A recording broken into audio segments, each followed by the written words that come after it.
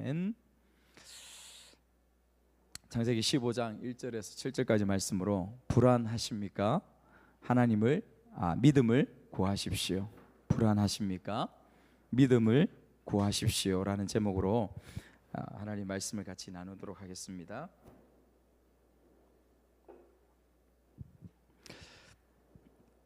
여러분, 이 시대를 가리켜서 대부분의 학자들이나 저희들도 그렇게 고백하죠. 불안한 시대다. 그렇게 불리는데 전혀 거리낌이 없는 그런 시대를 우리가 살아가고 있지 않습니까? 너무 많은 정보가 넘쳐나지만 확실한 대답을 우리가 알 수 없고 또 너무 많은 선택지들이 있기 때문에 우리의 젊은이들, 청소년들은 어디로 가야 할지를 사실 잘 모르는 그 방황 가운데 있는 것이죠. 과거 그 어느 시대 어느 때보다도 자유를 누리고 편리를 누리죠. 근데 그 어느 때보다도 더 깊은 두려움과 외로움을 경험하는 것이 저와 여러분들이 지금 걸어가는 지금의 시간들 아닙니까? 우리 청소년들도 마찬가지예요. 여러분, 뉴스를 우리가 직접 경험하는 것은 아니지만은 뉴스를 보면 지금 큰 전쟁이 두 곳 일어나고 있죠. 휴전이 된다고 하지만은 아직 어떻게 될지 모르는 그런 가운데에 놓여져 있습니다. 그런 전쟁의 부분들이 있지만은 그러나 우리가 직접 접하고 있지 않기 때문에 그 전쟁의 참상들은 우리가 정확하게 모르는 가운데 있지만, 여러분, 그 전쟁의 참상보다도 더 두렵고 무서운 것이 무엇이냐면 한 사람 한 사람에게 주어진 고독의 외로움의 그 참상이 더 심각하다고 심리학 전문가들이 그렇게 고백합니다.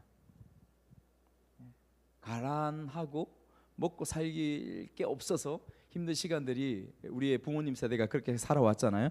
그것보다 지금 더 힘들고 어려운 것은 무엇이냐면 삶에 대한 의미 없는 삶에 대한, 목적 없는 삶에 대한 그 두려움, 그것이 저와 여러분들, 우리의 다음 세대의 마음속에 조용히 드리워져 있는 어두움이다, 그렇게 표현하고 있습니다.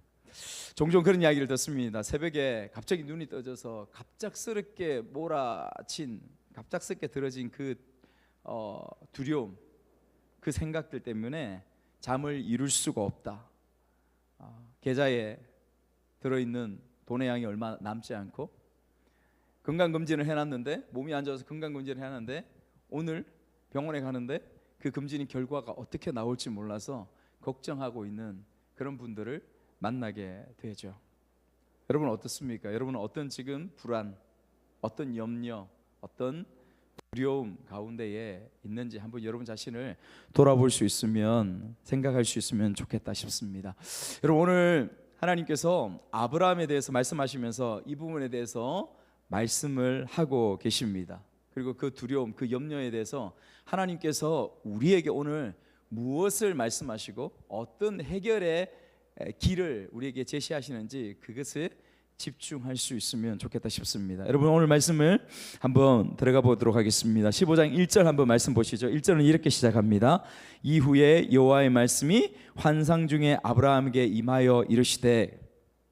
여러분, 이후에라고 말씀하시는 것은 앞부분에 말씀이 주어져 있는 것이죠. 그 이후에, 여러분, 앞부분에 어떤 말씀이 주어졌습니까? 지난주에 우리 선교사님 오셔서 말씀이 한번 건너뛰었기 때문에 여러분이 그 앞에 스토리를 다 까먹었을 것 같아요. 그렇죠? 안 까먹으셨어요? 다 기억하십니까?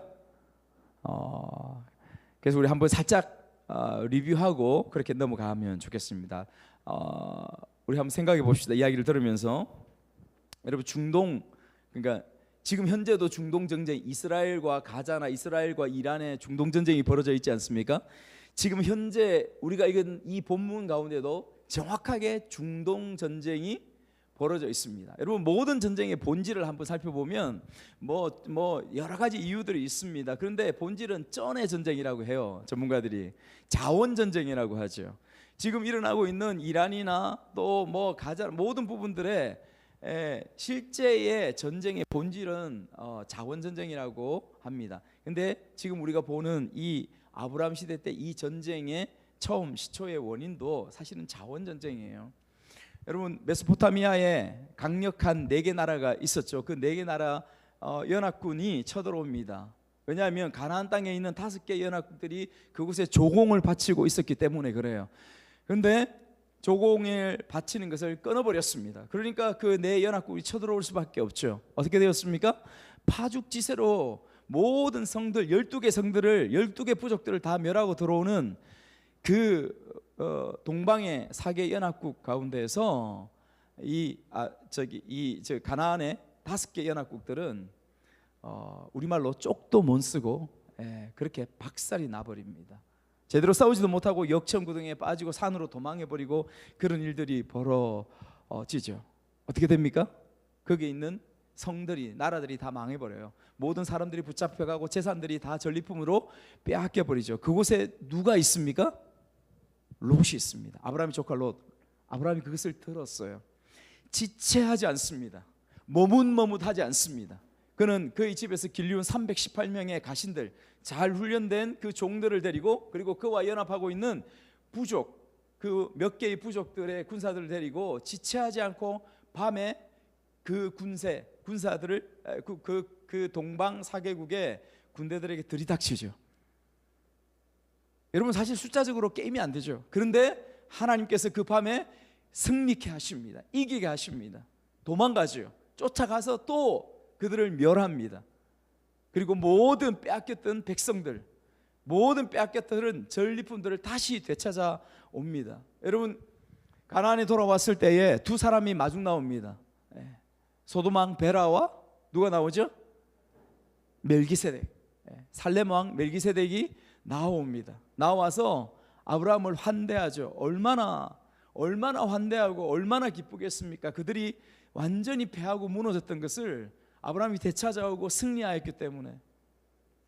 여러분, 아브라함이 그 가운데서 이 전쟁과 모든 것의 주인 되신 하나님을 기억하고 찬양하면서 살렘 왕 멜기세덱에게 10의 1, 모든 전리품의 10의 1을 바칩니다.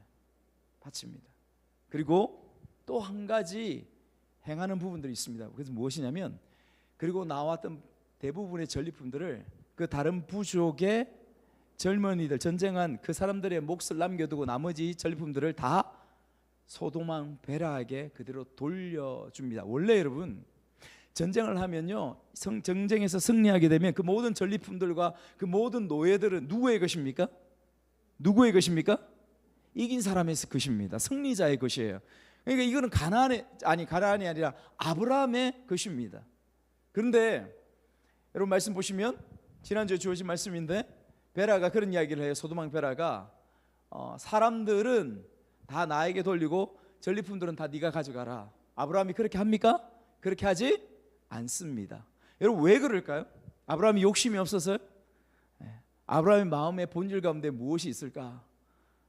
그것은 베라의 마음속에 있는 악함을 간파했습니다. 무엇이냐면, 이 모든 것을 내가 너희에게 준다 이야기함으로, 줌으로 인하여서 아브라함, 네가 취부하였다, 네가 그래서 배부르게 되었다, 네가 그래서 부자이게 되었다 라고 하는 얘기, 그 부분들이 그 모든 주변 가운데 들리지 않기 위하여 굉장히 악한 것이죠. 베라의 뜻이 악한 놈이란 뜻이에요. 악한 사람이란 뜻이에요. 그러니까 아브라함이 그것을 간파했습니다.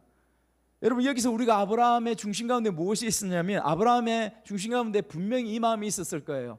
이 모든 싸움과 이 모든 전쟁에 승리할 수 있었던 원인, 그 원인자가 누구인가라는 부분입니다.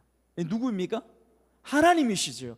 하나님이 아브라함을 통해서 이기게 하신 것입니다. 승리하게 하신 거예요. 그런데 그 모든 공을 가지고 있는 모든 것을 내가 너에게 줌으로 너로 하여금 부자게 되었고, 네가 부자가 되었고, 네가 너무 많은 것들을 가지게 되었다, 내가 너에게 이것을 주었어 라고 하면서 그 모든 전쟁과 그 모든 전리품과 그 모든 아브라함의 부유함의 이유가 베라, 소돔 왕 자신이라고 그렇게 생색내는 모습들을 차단하고 막기 위하여 아브라함이 그렇게 행하였던 것을 보게 되는 것이죠.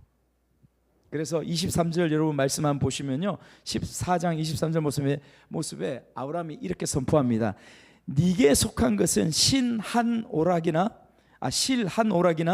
들매끈 한 가닥도 내가 가지지 않겠다. 여러분, 이 부분에서 저와 여러분들이 이 말씀을 통해서 묵상하고 깨달아야 되는 것이 무엇이냐면요, 여러분, 아브라함의 모습을 보면서 진짜 이렇게 변화되나? 이렇게 바뀌어지는 건가? 여러분, 이것을 볼 수 있으면 좋겠습니다. 여러분, 우리가 아브라함의 모습을 보았잖아요. 아브라함이 하나님께로부터 놀랍게 부르심을 받고 하나님께서 아브라함을 찾아오신 하나님을 보았습니다. 그런데 기근 가운데, 그 고난 가운데 애굽으로 내려가서 아브라함이 어떻게 부족하고 연약하고 찌질한 모습들 가운데 있었는지 우리가 보게 되어지는 것이죠. 그것이 아브라함의 모습이 아니라 저와 여러분들의 하나님 앞에서의 실제적인 모습인 것을 말씀하고 있는 것입니다. 그 실패의 자리 가운데서 아브라함이 그냥 멈추고 있었던 것이 아니라 아브라함은 배웠어요. 깨달았습니다. 그것을 무엇을? 이 고난과 이 역경과 이 부족한 모습들 가운데서 하나님은 오히려 나와 함께하고 계시구나. 이때에 하나님은 나로 하여금 배우게 하시고 깨닫게 하시는 것이 있구나. 이것을 아브라함이 보았던 것이죠. 이후에 보십시오. 올라와서 그 땅에 대해서 우선권을 조카 롯에게 주면서 조카 롯을 보내고 나서 그는 외로움과 허탈함 가운데 앉아 있었습니다. 그때 누가 찾아오십니까? 여호와께서 찾아오십니다. 그런 여호와께서 찾아오셔서 위로하시며 격려하시며 사방으로 다 보아라. 네가 사방으로 다 보는 이 땅을 너에게 줄 거야. 하나님 그렇게 하신다니까요. 하나님은 그렇게 오셔서 위로하시고 격려하신다니까요. 여러분, 그래서 힘을 얻습니다. 그래서 제단을 쌓습니다. 예배합니다. 그런데 이 전쟁이 일어나요. 지체치 않고 아브라함은 달려가죠. 지체치 않고. 여러분, 그런 모습들이 하나님을 의지하지 않으면, 그의 조카 롯을 조건 없이 사랑하지 않으면 어찌 아브라함 가운데 이런 모습이 있을 수 있겠습니까? 현실이 보이지 않겠습니까? 죽을 텐데, 쥐 터질 텐데 어떻게 나아갈 수 있어?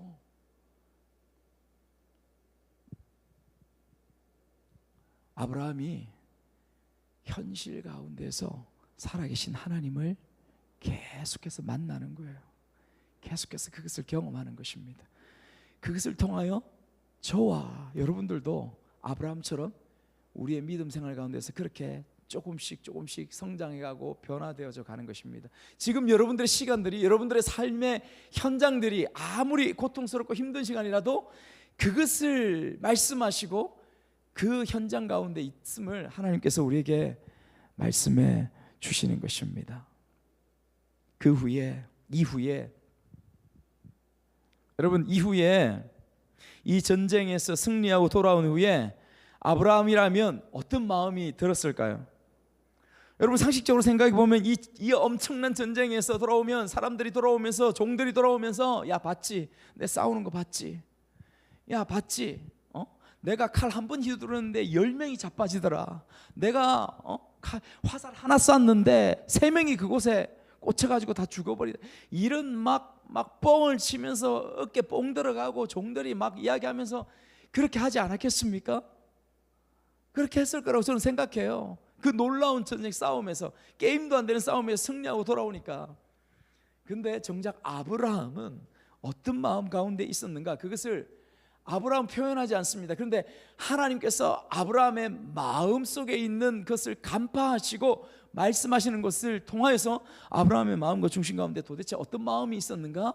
여러분, 그것을 볼 수가 있는 것이죠. 1절 말씀에 이렇게 말씀합니다. 1절 중심에 보면 이렇게 말씀하시죠. 하나님께서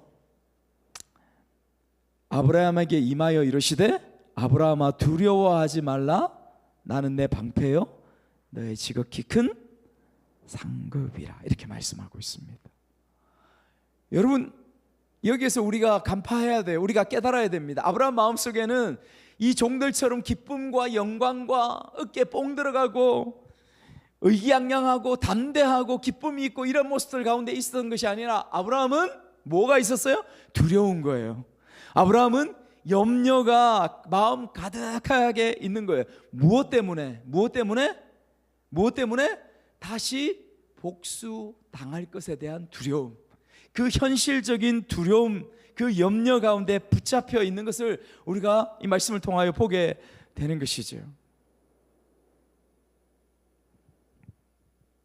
여러분, 오늘 말씀을 통하여서 우리가 보게 되는 것은 이 첫 번째 아브라함에게 주어진 이 두려움과 염려뿐만 아니라 아브라함이 걱정하고 염려하는 것을 이 본문 말씀 가운데서 이뿐만 아니라 두 가지를 더 발견할 수 있습니다. 오늘 그것을 보면서 우리가 말씀을 한번 볼 건데요.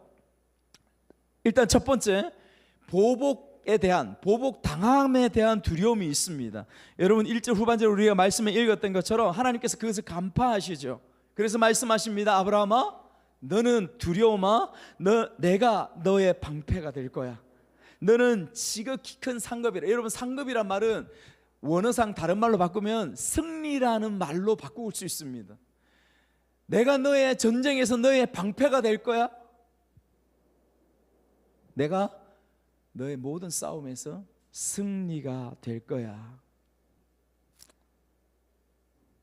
보복에 대한 여러분 두려움, 옛날에 학교 다닐 때 생각이 납니다. 학교 다닐 때 뭐 여러 가지 일들로 인해서 친구들하고 막 치고받고 싸우죠. 정말 뭐 지금은 학폭 이런 것 때문에 그렇게 할 수 없지만은 저희들이 다닐 때 그런 일들이 너무 비일비재하지 않았습니까? 우리 학교 뒤에 아리랑 고개가 있어요. 울고 넘는 아리랑 고개. 그래서 기분이 안 좋고 막 한판 하고 싶고 몸이 근질근질하면 좀 시비 걸고 이러다가 야, 점심시간에 올라와, 야, 학교 마치고 올라와 가가지고 올라가면 한 20-30명 학교 반 아이들이 다 모입니다. 그러면 둥글게 모임을 가지고 그 안에서 링을 만듭니다. 예, 늘 우리 가운데 있었니 그 링에서 그냥 치고받아요. 그리고 깨끗하게 코피 터지고 됐다 그만하면 끝나는 것입니다. 그래도 굉장히 멋지게 싸웠습니다. 그런 부분들이 있었는데, 여러분, 그런데 그렇게 하고 나서도요, 그렇게 해서 그때 이겨도 마음속에 찜찜합니다. 항상 찜찜해요. 그냥 클리어하게 끝나는 것이 아니라 보복에 대한 두려움이 있기 때문에 그런 것이죠. 벌집을 쑤셔 놓은 것 같이 그들이 다 힘을 모아서 다시 그들이 정비해서 다시 쳐들어오면, 제대로 해서 정비해서 쳐들어오면 꼼짝없이 당할 수밖에 없는 그런 모습들 가운데 있는 것을 아브라함이 그것을 아는 것이지요. 여러분, 똑같습니다. 서두에서 얘기했던 것처럼 여러분, 우리의 삶에 불안함들이 우리 가운데 항상 존재하죠. 사업이 잘 되어도, 직장에 잘 나가도, 우리 청소년들은 시험을 앞에 두고 공부를 하면서 준비를 했어도 불안한 마음들이 한가운데 있는 가운데 시험에 나아가죠. 그런데 반대로 지금 하는 사업이 잘 안 되고 직장은 자꾸만 위에 상관들이 회사가 너무 어렵다 그런 이야기 하고요. 공부에 해야 된다는 마음은 뻔한데 여러 가지 생각들과 걱정과 염려들 때문에 공부는 하지 않고 계속해서 휴대폰만 잡고 그렇게 있는 우리 아이들, 우리 청소년들, 더없이 불안이 마음속에 찾아오는 것이죠. 그런 현실을 우리가 만나며 살아가고 있습니다. 여러분, 이러한 모습들 가운데 하나님께서 어떤 처방을 내려주시는가? 두려워하지 말라. 나는 내 방패요, 지극히 큰 상급이다. 지극히 큰 승리다. 반드시 너를 막을 거야. 반드시 너로 하여금 이기게 할 거야. 승리케 할 거야. 할렐루야. 할렐루야. 여러분, 이것이 그냥 추상적으로 여러분에게 들리지 않았으면 좋겠습니다. 부모님이신 여러분들 자녀 가운데에 고통하고 힘들어하고 지금 공부가 잘 안 되고 갈 길을 알지 못해서 방황하고 그것에 대해서 엄마 아빠와 같이 이야기를 나누고 있을 때 여러분 부모님들이 진짜 이 아이에게 해줘야 될 말은 무엇이냐면 바로 이 말이에요. 하나님이 내 방패가 될 거야. 하나님이 너의 지극히 큰 이김이 될 거야. 승리가 될 거야. 지금 힘들어, 어려워, 공부 잘 안 될 수 있어, 실패할 수 있어, 수능 잘 안 되고 대학 좋은 곳에 네가 원하는 곳에 들어갈 수 없을지도 몰라. 그러나 인생을 살아봐. 반드시 너의 삶의 승리로, 이김으로 하나님 그렇게 이끌어 주실 거야. 할렐루야. 이것을 고백하고 이것을 들려주고 이것을 삶으로 보여주는 것이 부모의 역할인 것이죠. 아멘이십니까? 여러분, 제가 저희들 아이들한테 집에서 늘 하는 이야기예요. 늘 하는 이야기. 너 괜찮아, 괜찮아. 걱정하지 마. 인생 전체를 바라봐. 반드시 너에게 이김을 주시고 너의 방패가 되고 승리케 하시는 분이 하나님이신 것을 너 발견하게 될 거야. 깨닫게 될 거야. 여러분, 이것을 우리가 가르치고 우리가 나누고 우리의 가정 가운데서 우리의 삶 가운데서 그것을 보여줘야 되지 않겠습니까? 여러분의 사랑하는 지체들한테도 동일한 모습이에요. 내가 내 자신에게도 그것을 고백하면서 선언하면서 하나님 앞에 서야 될 것이 바로 이 고백입니다. 우리 같이 한번 이 시간에 고백해 보았으면 좋겠습니다. 저를 따라서 한번 고백해 봅시다. 하나님은 나의 방패이십니다. 하나님은 나의 승리이십니다. 하나님은 나의 이김이십니다. 아멘. 여러분, 잘 되든 안 되든 어렵든 안 됐든 우리 청소년들 휴대폰 가지고 계속 빠져있는 그 모습들 가운데 있든 없든 습관적으로 내 입술 가운데 습관적으로 내 마음과 생각 가운데 고백해야 될 것은 하나님은 나를 지키시는 방패이시다. 하나님은 나의 승리가 되시고 이김이 되신다. 이 고백 가운데 계속해서 나아가는 우리가 되기를 주님의 이름으로 축복합니다. 이게 현실이니까요. 이게 사실이니까요. 또 한 가지 두려움이 있습니다. 또 한 가지 염려를 보여줘요. 그것은 무엇이냐면 2, 3절 말씀을 보면 아브라함이 직접 이 대답에 대해서 고백하고 있습니다. 2절에서 3절 우리 큰 목소리를 한번 읽어보겠습니다. 시작. 아브라함이 이르되 주 여호와여 무엇을 내게 주시려 하나이까? 나는 자식이 없사오니 나의 상속자는 이 다메섹 사람 엘리에셀이니이다. 아브라함이 또 이르되 주께서 내게 씨를 주지 아니하셨으니 내 집에서 길린 자가 내 상속자가 될 것이니이다. 아브라함의 염려가 무엇입니까? 아브라함의 염려가 뭐라고 말씀하세요? 자손이에요. 자손. 그죠? 자식이 없습니다. 자녀가 없습니다. 그래서 내 이 수많은 양들, 이 수많은 재산들의 유산을 받는 것이 누구라고요? 내 종, 우리 집에서 달린 다메섹 사람 엘리에셀, 종의 대장입니다. 엘리에셀. 가장 신뢰하는 종 엘리에셀. 그가 종이거든요. 그가 내 상속자입니다. 그런데 여러분 기억하시면, 말씀을 기억해 보시면 하나님께서 미리 그애와 아브라함에게 약속하실 때 너와 너의 자손에게 하나님께서 언약하시고 약속하셨다는 것을 여러분 기억하십니까? 이 가나안 땅을 너에게 줄 거야. 너와 너의 후손들에게. 하나님은 너의 자손에게 그렇게 약속하신 것이죠. 그러나 지금 아브라함의 나이가 점점 높아지고 있습니다. 그런데 아들이 태어나지 않습니다. 그러니까 당연히 사람인데 염려가 안 되겠습니까? 여러분, 하나님께서 아브라함을 부하게 하셨습니다. 그런데 진짜 본질적으로 부함은 무엇입니까? 이 당시에는 그들을 지켜줄 수 있는 법도 없습니다. 그들을 지켜줄 수 있는, 온전히 지켜줄 수 있는 그러한 이웃들도 없습니다. 그러면 무엇을 의지할 수밖에 없을까요? 우리 집에 사는 우리의 자녀들, 우리의 자손들. 야곱을 생각해 보십시오. 12아들이 태어났어요. 그 12아들이 얼마나 용맹했습니까? 그 후손들이 얼마나 용맹해서 그들이 모든 족속들과 싸워서 이기고 승리하는 모습들을 우리가 보지 않습니까? 아브라함에게는 지금 그것이 없어요. 나이 들었음에도 불구하고 그것을 염려하고 있는 것이죠. 이때 하나님께서 어떻게 하실까요? 하나님의 약속이 들어갑니다. 아브라함을 향한 그 염려와 걱정에 대한 하나님의 설득이 그곳에 들어가고 있습니다. 여러분 4절 5절 하나님께서 뭐라 말씀하시는지 우리 한번 읽어볼까요? 시작. 여호와의 말씀이 그에게 임하여 이르시되 그 하나님이 내 상속자가 아니라 네 몸에서 날 자가 내 상속자가 되리라 하시고 그를 이끌고 밖으로 나가 이르시되 하늘을 우러러 무뼈를 셀 수 있나 보라. 또 그에게 이르시되 네 자손이 이와 같으리라. 네 몸에서 날짜가 네 상속자가 될 거야. 하나님 그렇게 말씀하십니다. 아브라함, 너 지금 비록 늙었지만은 너의 아들을 반드시 낳을 거야 라고 그렇게 말씀하시는 거죠. 그냥 그 자리에서만 그냥 장막 가운데서 말씀하시는 것이 아니라 하나님께서 아브라함을 데리고 그 별이 쏟아지는 바깥으로 나아가십니다. 하늘의 별을, 뭇별들을, 하늘을 보이시고 뭇별들을 가르치시면서 아브라함에게 말씀하십니다. 저 뭇별을 네가 셀 수 있니? 셀 수 없는 저 별들과 같이 너의 자손들이 저렇게 많을 거야. 하나님께서 굉장히 낭만적으로 그렇게 보여주십니다. 저 별은 나의 별, 저 별은 너 자손의 별. 여러분 이렇게 하십니까? 굉장히 낭만적이죠. 그러나 여러분 낭만이 아니에요.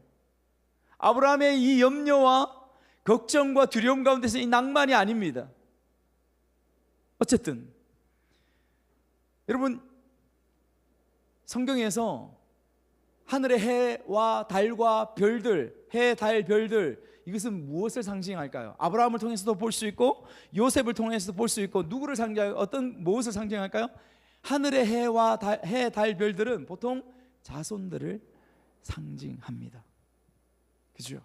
그래서 그 수많은 별들을 보여주시면서 내가 이 별들처럼 너희 후손들을, 자손들을 이렇게 많게 할 거야. 하나님 지금 뭐 하고 계세요? 하나님 지금 아브라함에게 무엇을 하고 계십니까? 무엇을 하고 있어요? 설득하고 있습니다. 하나님 지금 아브라함에게 이것을 보여주시면서 걱정하지 말라고, 두려워하지 말라고, 염려하지 말라고 설득하고 있는 거예요. 여러분 그것이 보이십니까? 그것이 보이십니까? 하나님의 설득이, 하나님의 이 해결점이 왜 필요할까요, 여러분? 우리는 성경 전체를 보기 때문에 이것이 반드시 필요합니다. 왜냐하면 왜 아브라함을 통하여 자손이 이삭이 태어나고 그의 후손들이 계속해서 이어져 와야 합니까? 왜냐하면 그를 통하여 이 땅을 구원하는, 우리를 살리는 메시아 예수 그리스도가 그분을 통하여 와야 하기 때문에 그렇습니다. 할렐루야, 할렐루야. 그 길이 막히면 안 되기 때문에, 그 길이 끊어지면 안 되기 때문에 하나님의 약속은, 하나님의 신실한 약속은 막힘없이, 중단 없이 그렇게 내려와야 했던 것이죠. 사랑하는 여러분, 우리가 이곳에서 보아야 될 게 있어요. 저와 여러분들 삶도 아브라함의 지금 현실의 삶 가운데 주어진 것처럼 여러분 한번 생각해 보십시오. 여러분 삶 가운데 하나님께서 여러분의 삶에 깊이 들어오셔서 여러분들을 설득하시는 것, 여러분들의 삶에 힘들고 어려운 염려와 두려움들 가운데서 여러분들을 위로하시고 그 현장 가운데서 말씀하시는 것을 여러분 들으신 경험들이 있으신가를 이 시간에 한번 기억해 보시기 바랍니다. 하나님의 설득이 여러분 가운데 주어져서, 여러분의 생각과 마음 가운데 주어져서 그 설득으로 인하여 내가 설득당하여지는 그러한 경험들, 그러한 모습들이 있는지 한번 이 시간에 한번 생각해 보시기 바랍니다. 지금 하나님이 아브라함에게 찾아와서 하셨던 것처럼 제가 여러분, 저는 잊지 못할 그 하나님의 설득을 경험했습니다. 종종 제가 말씀드리지 않습니까? 제가 19살 때 예수 그리스도를 영접하고 처음 나왔어요. 27살 때 다시 나를 찾아오셔서 만나시고 말씀하시는 그 하나님을 만났습니다. 8년 정도의 시간이 흐른 이후에 그 시간 동안 저는 죽을 맛이었어요. 그냥 죽고 싶었습니다. 아시잖아요. 여러분, 아브라함에게는요, 하나님께서 찾아오셔서 장막에 찾아오시고 그를 데리고 나가서 저 별은 나의 별, 저 별은 너의 별, 그렇게 하늘의 뭇별을 바라보시면서 낭만 가운데 멋지게 그렇게 만나주시고 그렇게 설득의 자리에 찾아오셨다면, 저는 어떻게 찾아오시냐면 말씀을 듣고, 집회의 말씀을, 하나님께서 저에게 주신 말씀을 듣고 제가 한없이 하나님 앞에 더럽고 추하고 무너지는 가슴을 안고 하단 복개천, 여러분 하단 복개천 아십니까? 저기 하단 복개도로 그 냄새 나는 곳 아십니까? 그 길을 홀로 뚜벅뚜벅 내려가면서 저 흘러가는 썩은 냄새 나는 그것을 일부러 그 옆에 들어가면서 저 썩은 물, 썩은 냄새가 내 모습이다, 나의 모습이다, 내 지금의 삶의 모습이다, 이것을 한탄하고 울며 눈물을 흘리며 그렇게 걸어 내려가고 있을 그때에 하나님께서 그곳에 저에게 찾아오셨어요. 물구름에 앉아서 그 썩은 냄새를 맡으면서 있을 때 하나님 저에게 찾아오셔서 말씀하셨습니다. 하나님, 저렇게 힘들었던 7, 8년의 저 고통들 하나님 도대체 알고 계십니까? 하나님 왜 그러십니까? 하나님 왜 그런 가운데서 더 멋지게 서야 하는데 왜 저는 더 죄악으로 이 냄새나는 모습으로 왜 이렇게 살아가고 있죠? 자포자기 절망 가운데 있을 때 하나님께서 저에게 딱 두 가지 말씀하셨습니다. 무엇을 말씀하냐? 너 천방지축으로 살아왔잖아. 네가 천방지축으로 너 하고 싶은 대로 살아왔잖아. 그렇게 계속 살아가면 네가 다른 사람의 눈물, 다른 사람의 고통, 아픔 너 이해할 수 있겠니? 하나님께서 그거 첫 번째 그날 앉아서 저에게 말씀하신 부분이었어요. 나는 네가 다른 사람의 아픔, 다른 사람의 눈물 그거 알 수 있는 사람이 되기를 원해. 두 번째, 곧 이어서 하나님께서 제 마음속에 선명하게 말씀하신 부분이 있습니다. 나는 이 좌절, 너의 이 절망 가운데서 이것이 너를 향한 계획이야. 이것이 너를 향한 나의 길이야. 여러분, 그때 보여주셨던 두 인물이 있었습니다. 마음속에 순간 그 말씀과 함께 들려졌던 내 머릿속에 떠올랐던 두 사람이 있었어요. 아브라함이었습니다. 아브라함 지금 이 말씀이었어요. 또 한 가지 다윗이었습니다. 다윗. 여러분, 이들의 삶을 한번 생각해 보시면, 아브라함과 다윗의 삶을 보시면 왜 제가 이 말씀을 드리는지 여러분 충분히 이해할 수 있습니다. 하나님 부르심을 받고 나서도 다윗 역시도 얼마나 많이 쓰러지고 자빠졌습니까? 10년 동안 그 광야 가운데서 서러움의 눈물을 흘리고 죽음의 두려움을, 공포를 느끼고 그렇게 살아갔던 다윗의 모습을 여러분 우리가 보지 않습니까? 지금 우리가 필요한 것, 지금 여러분들이 필요한 것이 무엇인 줄 아십니까? 여러분, 그것은 여러분의 지금 현실의 자리, 그 자리 가운데서 하나님이 여러분들을 찾아오셔서 말씀하시고 여러분들을 설득하시며, 그럼에도 불구하고 그 눈물 가운데도 불구하고 하나님께서 설득하시며 여러분들에게 말씀하시며 이렇게 세우시는 그 주님을 만나는 것이 그 무엇보다도 중요한 줄 믿습니다. 여러분, 그것이 저와 여러분들 가운데에 있습니다. 여러분에게 묻고 싶습니다. 하나님을 깊이 만난 적이 언제 있으십니까? 여러분, 그냥 말씀을 읽고 그냥 근성으로 기도하는 것이 아니라 여러분 가슴으로, 여러분 마음으로 진짜 살아계신 하나님을 깊이 만났다라고 고백한 적이 언제 있으십니까? 하나님이 찾아오셔서 아브라함처럼 또 저에게처럼 설득하시는 그 하나님을 여러분 만나시고 경험한 적이 언제 있으실까요? 여러분 마음속에, 여러분 생각 속에. 하나님 뭐라고 말씀하시는지 아세요? 네가 이길 수 있는 방법, 네가 지금 현실 가운데서 승리하고 일어설 수 있는 길, 그 두려움과 염려를 쫓아낼 수 있는 길, 그것은 나를 만나는 거야. 내가 설득하는 것을 네가 깨닫는 거야. 하나님께서 그것을 지금 아브라함을 통하여서 우리에게 말씀하시는 것입니다. 세 번째 염려가 있어요. 그것은 7절 말씀입니다. 7절 말씀 한번 읽어볼까요? 시작.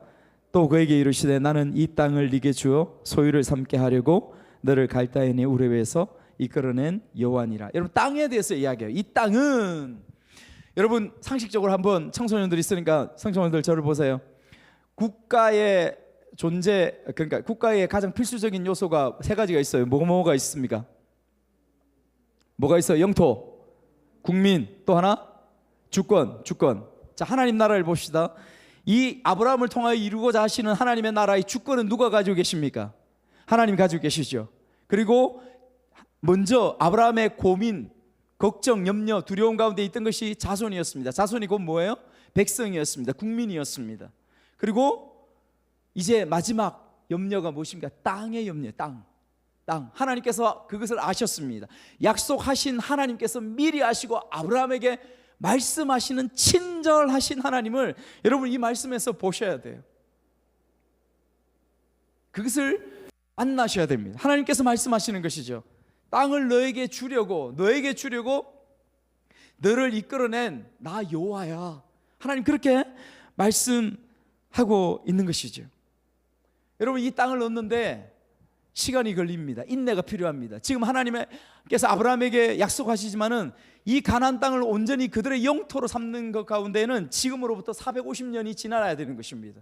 450년이 지나서 모세를 통하여 출애굽을 하고 이스라엘 백성들이 다시 이 가나안 땅, 약속의 땅에 들어와서 이 땅을 차지할 때에 그들의 온전한 땅이 되어지는 것을 우리가 알고 있지 않습니까? 시간은 지나지만 하나님의 약속은 반드시 이루어집니까? 이루어지지 않습니까? 반드시 이루어집니다. 그것을 우리가 볼 수 있습니다. 이 세 가지 아브라함의 두려움과 염려를 하나님께서 해결하시죠. 자, 이제 마지막 말씀을 한번 보려고 합니다. 오늘 말씀 가운데서 어쩌면 가장 중요한 한 가지 그 말씀을 보고 말씀을 정리해 가도록 하겠습니다. 여러분, 두렵고 내일이 안 보이는 불안한 아브라함을 찾아오셨습니다. 하나님께서 찾아오셨어요. 그 하나님 앞에 아브라함이 어떻게 반응하는지를 우리가 한번 보아야 되겠습니다. 읽지 않은 6절을 한번 같이 읽겠습니다. 6절 말씀 같이 한번 읽어요. 시작. 아브라함이 여호와를 믿으니 여호와께서 이를 그의 의로 여기시고. 다시 한번 고백합시다. 아브라함이 여호와를 믿으니 여호와께서 이를 의로. 여러분 구약 성경 가운데에서, 구약에 주어진 성경 하나님의 말씀 가운데서 가장 중요한 말씀 중에 하나가 바로 이 말씀입니다. 이 말씀이에요.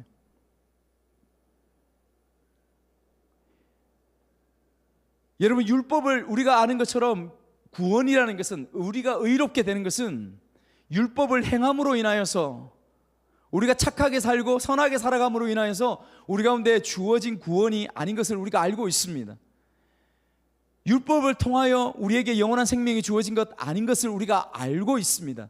여러분 450년 이후에 주어진, 모세를 통하여 주어진 시내산에서의 그 율법, 그것보다 450년 전 아브라함에게 주신 구원의 약속의 핵심과 본질은 무엇입니까?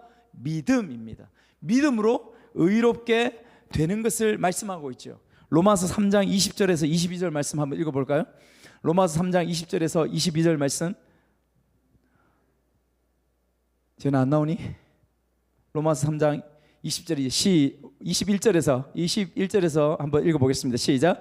이제는 율법 외에 하나님의 한 의가 나타났으니 율법과 선지자들에게 증거를 받은 것이라 곧 예수 그리스도를 믿음으로 말미암아 하나님의 은혜로 값없이 의롭다 하심을 얻은 자 되었느니라. 여러분 아브라함 때는 아브라함이 하나님을 믿음으로, 우리 때에는 우리가 예수 그리스도를 믿음으로,